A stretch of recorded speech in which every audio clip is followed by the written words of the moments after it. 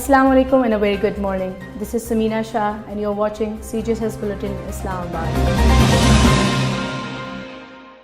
Today, with immense pleasure, today we have with us the High Commissioner of the Democratic Socialist Republic of Sri Lanka to Islamic Republic of Pakistan, His Excellency Mr. Noordeen Mohammed Shaheid. And I welcome you, sir, and thank you so much for joining us here today. Thank you very much. Today we'll be discussing the bilateral relationship and the diplomatic relationship between Pakistan and Sri Lanka.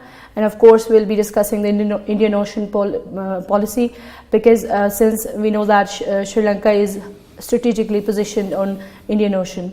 So my first question from His Excellency is that, Dear Excellency, please tell us about the bilateral relationship between Sri Lanka and Pakistan, and tell us about that, what mutual cooperation we can have for the enhancement of a better relationship and for the foreign policy.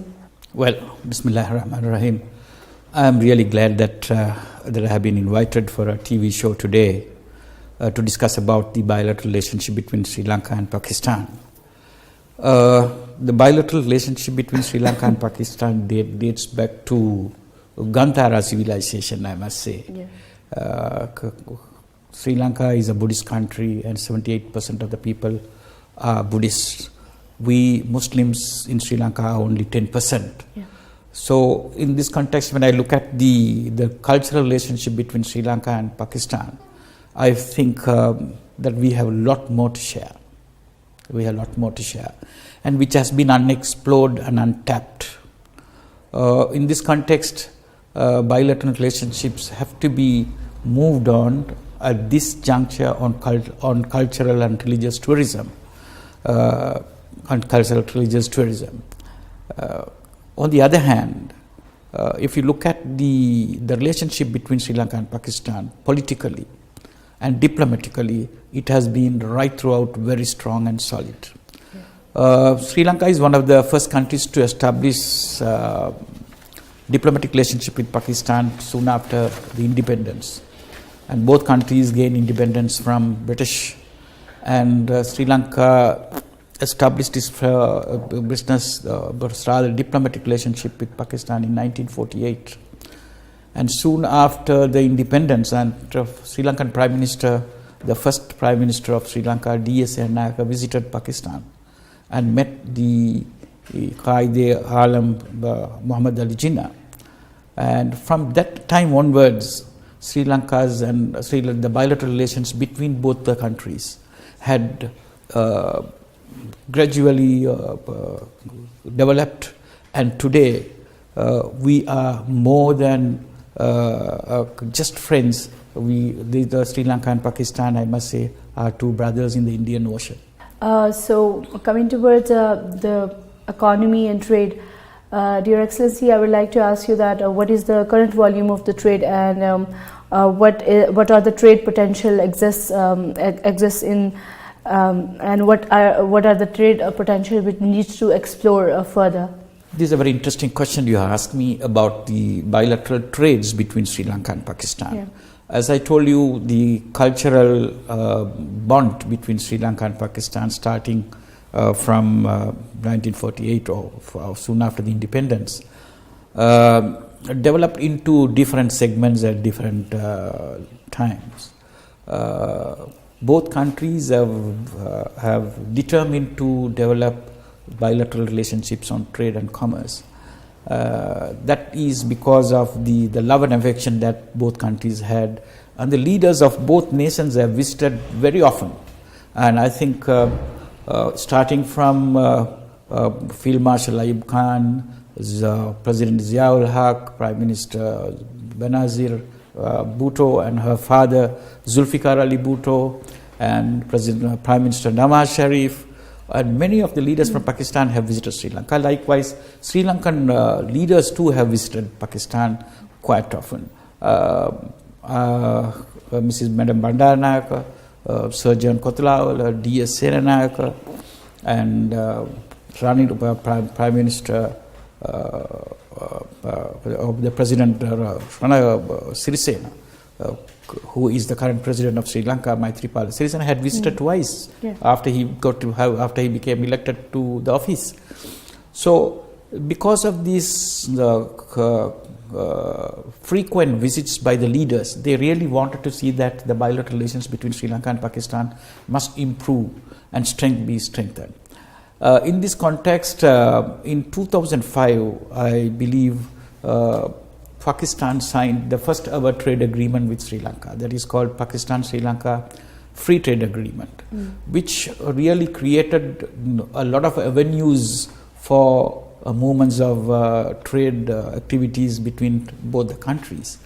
So in this context, we have also faced certain hiccups, certain obstacles on the way. I think it has not been properly followed, and Sri Lanka was facing a disastrous moment by facing ethnic conflict, and we underwent a severe tragic period, for over 30 years.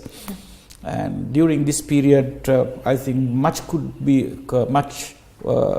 have been done, but it was not done because of the country's situation. But now, in 2009, we have defeated terrorism in the country with the considerable support extended by Pakistan. I must thank at this moment for the considerable support and unstinted support given by the Pakistani government to defeat terrorism in Sri Lanka. So now the time has come. From 2009, I think the time has now ripened for the development of a trade relationship. Now I have decided to revisit this free trade agreement, and it has to be comprehensively studied and evaluated, and new commodities must be included between the trade of the two countries. And I find that Ceylon tea has been one of the prominent tea which was enjoyed by Pakistan people many years ago. Yes. And so I think the visiting leaders from both countries decided to increase the volume of tea export to Pakistan, but for some mysterious reasons the Ceylon tea had declined in its imports. So now I think that we have to identify the tea taste of the people and what kind of tea they like. And that Sri Lanka produces the best tea in the world. Yeah. The Ceylon tea is the best tea in the world. Yeah. So I think I'm confident that during my tenure of office as a High Commissioner, and my primary task and responsibility is to see that the tea trade is exported. And in the same time, I find that the Pakistan Trade Development Authority had organized single country exhibitions in Sri Lanka. Mm-hmm. And it has been a very successful event, and many Sri Lankan importers and consumers have visited the single country exhibition, and they have become interested in buying the Pakistan products. So it has been continuing for the last 3-4 years. Perhaps I hope that this year also will be held. In the same way, I also feel that the single countries exhibition should be held in Pakistan, yes, where the Sri Lankan manufacturers and producers, traders, they can come to Pakistan and they can exhibit their goods and see that how much they can export to Pakistan. Okay. So in this way, I think the time has now ripened, and I am here to do a good job in promoting and developing and strengthening the bilateral relationships between Pakistan and Sri Lanka. Indeed, that's a great news, and I hope we all are hopeful that this trade potential will have a great potential. In fact, indeed. So now coming towards the strategic location and strategic importance of Sri Lanka itself, is that we know that Sri Lanka is strategically positioned in Indian Ocean. So there are the major, commercial trade routes which are having the geographical and territorial advantages. So its potential, it has also great potential in blue economy, which has given an immense accurate implication through the strategic planning. So, Your Excellency, please comment on what has the Sri Lankan's Indian Ocean policy is particularly about. Well, it's rather a complicated question, yeah, because of Sri Lanka's central location in the Indian Ocean. Yeah. So geographically and geopolitically, it becomes very, very relevant, and your question is very, very relevant. We have to look at it from the historical point of view. I think Madam Bandaranaike, who was the first ever Prime Minister that world produced, the woman Prime Minister rather, when she visited Pakistan in 1974, and Mr. Zulfikar Ali Bhutto was the Prime Minister at that time, and they discussed about this Indian Ocean of being declared as a peace zone. And both countries jointly issued statements saying that Indian Ocean should not be allowed to be dominated by any superpowers or any regional powers. It has to be allowed to be independent, and it must be mutually beneficial for everyone who are living, who are located in the region, in the Indian Ocean region. Even Prime Minister, our current Prime Minister, Mr. Ranil Wickremesinghe, recently in a statement issued, said Sri Lanka is for peace, and the Indian Ocean must be protected and preserved by all countries without allowing or without any country or superpower taking upper hand. So our concern is that we have been trying throughout articulating this position, that Indian Ocean must be a free zone and no superpower should take upper hand or control over it. Okay. Now coming towards education, I would like to ask that Pakistan has offered a lot of scholarship to Sri Lankan students in different fields to pursue their education in subjects of dentistry, in subject of medicine, in pharmacy and engineering as well. And this scholarship has been granted from Pakistan under the Pakistan Technical Assistance Program, that is PTAP. So what Sri Lanka has to offer to the students of Pakistan? Well, Sri Lanka has been immeasurably supportive of granting scholarships to Sri Lankan students in Pakistan, in several fields, medicine, engineering, information technology, and degrees in pharmacy and science, etc. I think out of the countries that normally give scholarships for foreign students, but Pakistan is occupying the prime place as far as Sri Lanka is concerned, because every year they have increased the number of scholarships that have been given to Sri Lanka. Sri Lanka is a country which provides free education. From kindergarten to universities, it is completely free education. So because of that, the literacy rate is high. And many students find it difficult to enter the university because we have about 9 universities, I suppose, and we can accommodate about 3,000 to 4,000 students every year, and in each university. So we cannot go beyond 50,000 students per year. But whereas the students' population seeking entrance to the university are much more than 300, 400,000. It is on the increase. So in this context, a few scholarships given by Pakistani government was very much appreciated. And I myself is a beneficiary of this technical assistance program of Pakistan. My 2 sons studied in Pakistan. My elder son studied in the King Edward Medical College. My second son studied at Allama Iqbal Medical College. Both of them are doctors. One is a neurosurgeon. The other is he's also a surgeon. So what I'm thinking is that Sri Lanka, Pakistan had done a lot. But your question was that what Sri Lanka can offer. Yes. Well, what Sri Lanka can offer is to see how best we could exchange programs in certain fields like defense ties and military cooperation, where Sri Lanka had defeated terrorism in the world. So, of course, the support, it was ably supported by Pakistan. And I must say, but I think Sri Lanka can offer very little with regard to education. But Pakistan has taken a very impressive strides in the past. Pakistan is going to open a knowledge corridor between Sri Lanka and Pakistan, whereby the government of Pakistan has decided to offer about 1,000 scholarships to Sri Lankan students who are waiting for university admissions.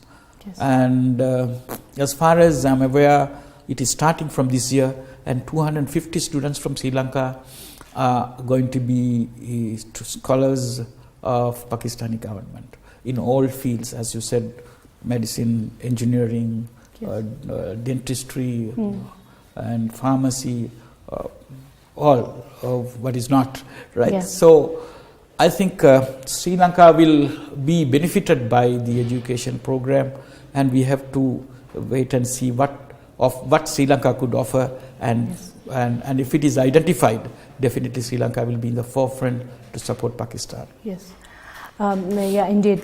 So now coming towards sports, as we know that Pakistan and Sri Lanka have historical background of the cricket, especially as we know that Pakistan has won the cricket in Sri Lanka in 1992, and Sri Lanka has in Pakistan in 1996. So now in Pakistan and Sri Lanka, cricket team will be playing in October 2019 this year. So how do you see the future of cricket in both of the countries? Well, as far as Sri Lanka is concerned, Sri Lanka respects Pakistan to the maximum. It was very unfortunate when Sri Lanka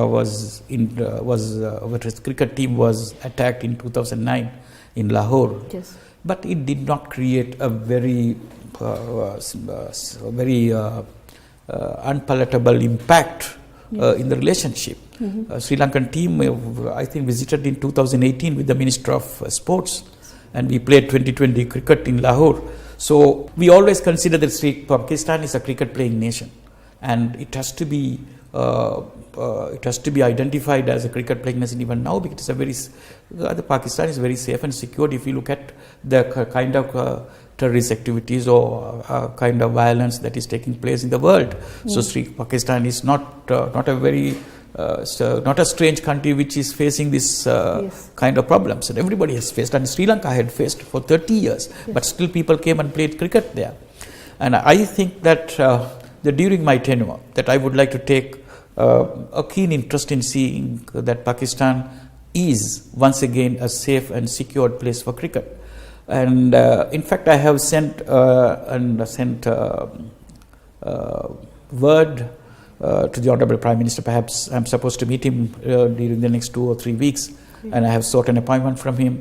And I'm going to request from him that the 1992 cricket team headed by him, and who won the World Cup in Australia, and Sri Lanka won the World Cup in 1996 in Pakistan. So the two captains are the leaders, the political leaders today in both countries, and Honorable Imran Khan has become the Prime Minister of this country, and Mr. Arjuna Ranatunga, who headed the 1996 team, is one of the cabinet ministers in Sri Lanka today. So I would like to request the Honorable Prime Minister to grant me permission to speak to the relevant authorities and see whether the two leaders with their respective teams which played the world cricket play a exhibition match in Lahore or any other safe ground, so that will open the eyes of the people of the world that Pakistan can still play cricket, and invite the cricket playing nations to visit Pakistan and play cricket, so that the cricket loving fans and citizens of Pakistan will be overjoyed by this. Oh, that's a great news especially for the cricket lovers in Pakistan and Sri Lanka as well. So thank you so much, Excellency. It was a very good interactive session with you, and I hope this was a very fruitful interaction for our audience as well. Thank you very much for granting me this opportunity to air my views, and I take this opportunity to thank Center for Global Strategic Studies for taking keen interest in promoting bilateral, cultural and economic relationships between the two countries, and also taking me as a partner in progress between the two countries' relationship. Thank you very much. And for the next time, have a good day. Goodbye.